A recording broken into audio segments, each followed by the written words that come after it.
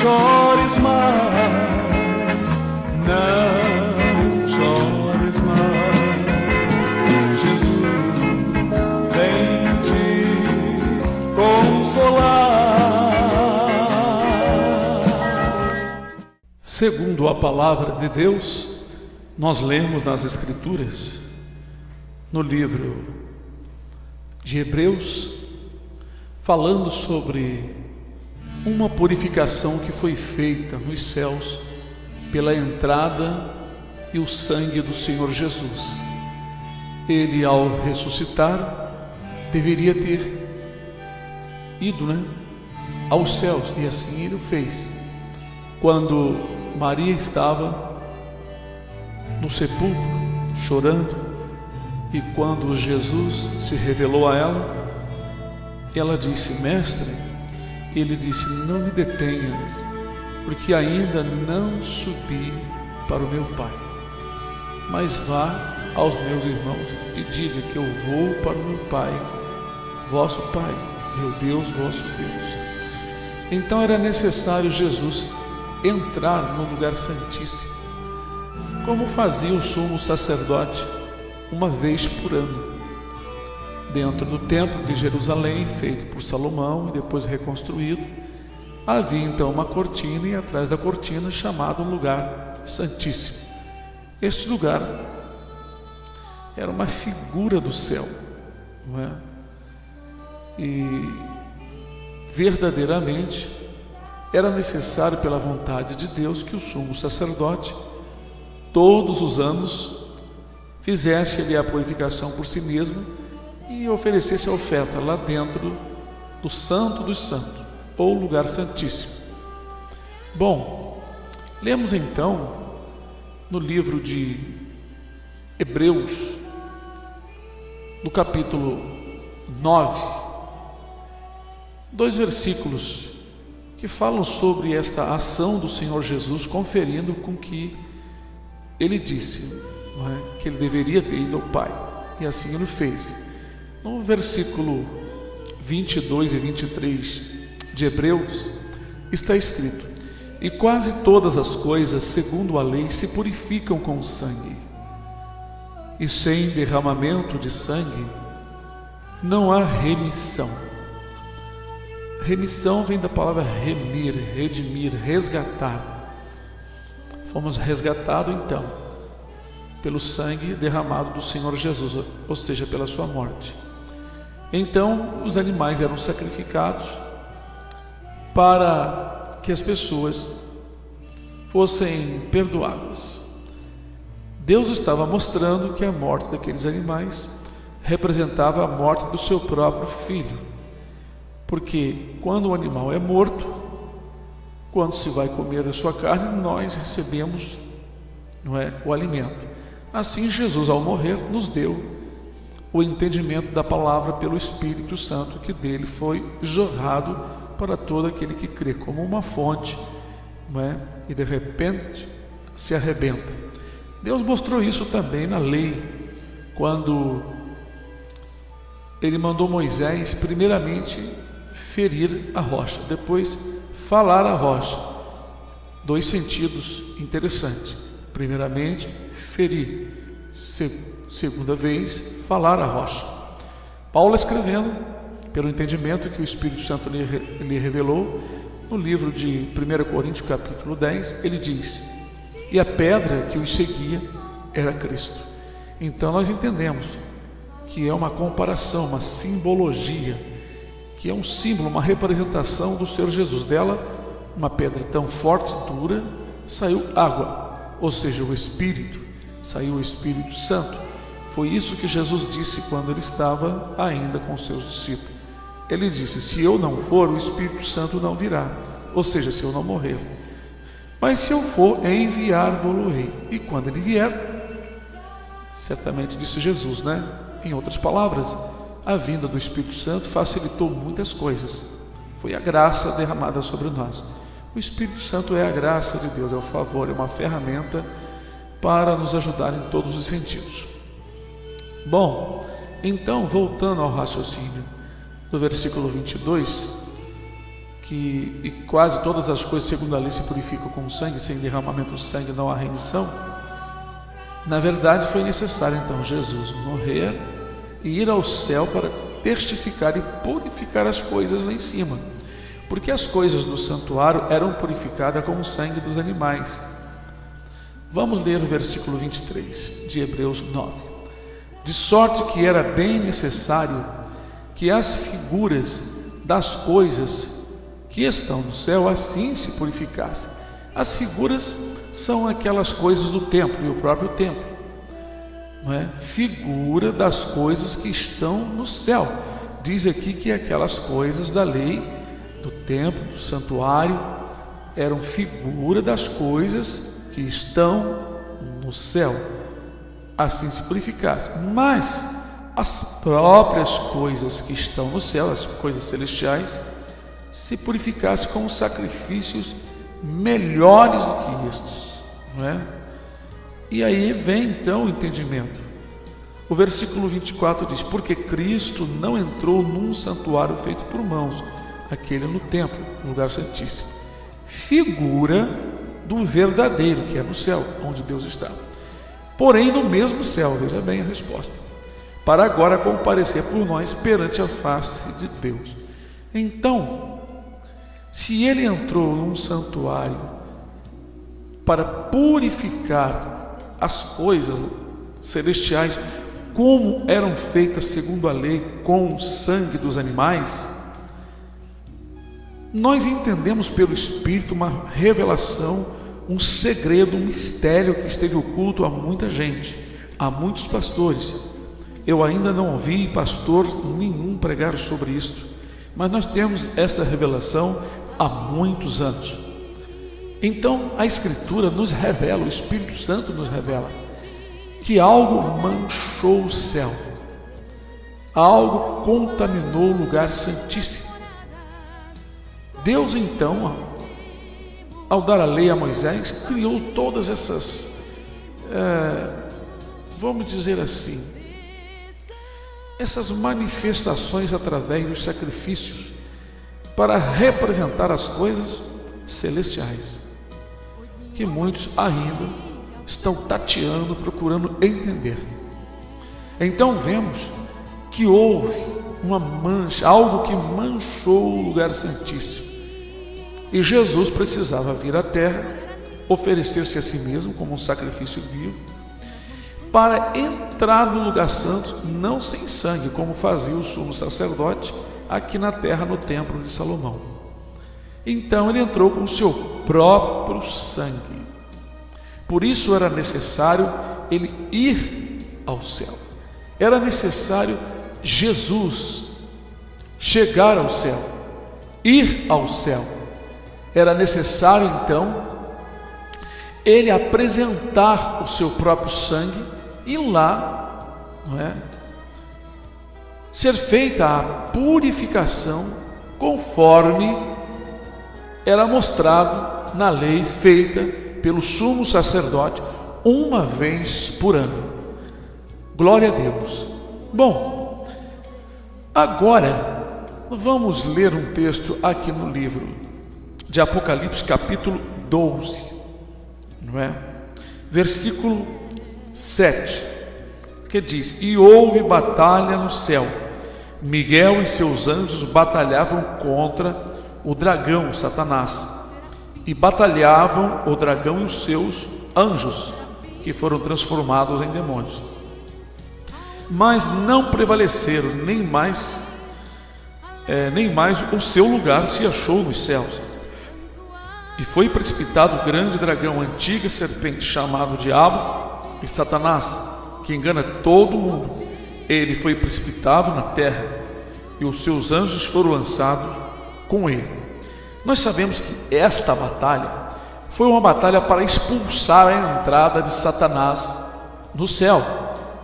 E certamente outras batalhas foram travadas quando ele e seus demônios foram expulsos de estar em glória com Deus.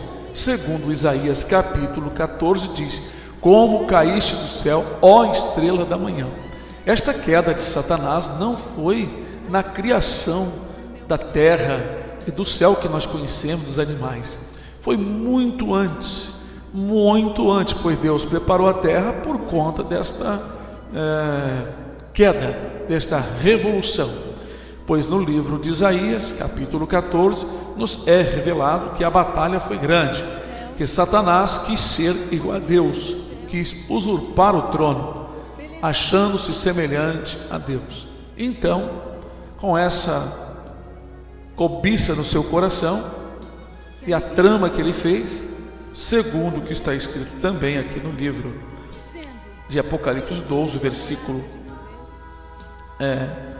4, ele, com a sua força, com a sua cauda, levou consigo, a terça parte das estrelas do céu, ou seja, dos anjos. Diz aqui: e a sua cauda levou após si a terça parte das estrelas do céu e lançou-a sobre a terra. E o dragão parou diante da mulher que havia de dar à luz, para que, dando ela à luz, lhe tragasse o filho.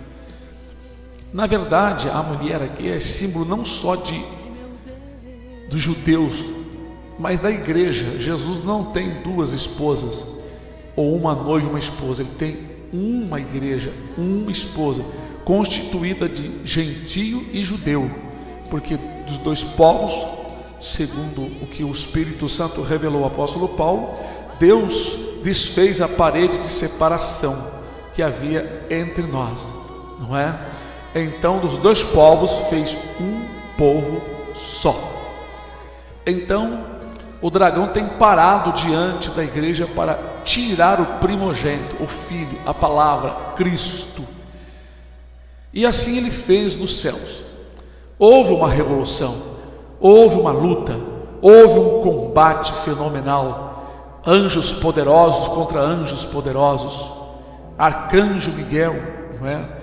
Um ser poderoso nos céus de combate contra Satanás. Outro querubim protetor, como diz também no livro de Ezequiel, o qual foi derrubado da sua glória. Nós vemos então, segundo a palavra de Deus, que depois desta batalha, os céus ficaram manchados, e principalmente o lugar santíssimo, porque o coração de Deus se entristeceu.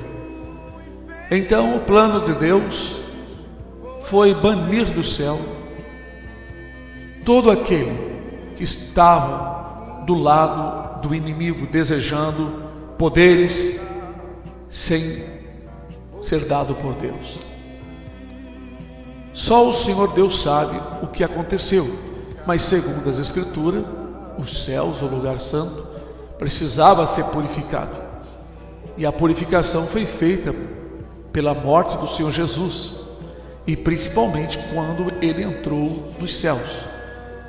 Quando ele esteve ali então no sepulcro, ele disse: não me detenha, porque ainda não subi para o meu Pai, vosso Pai, meu Deus, vosso Deus.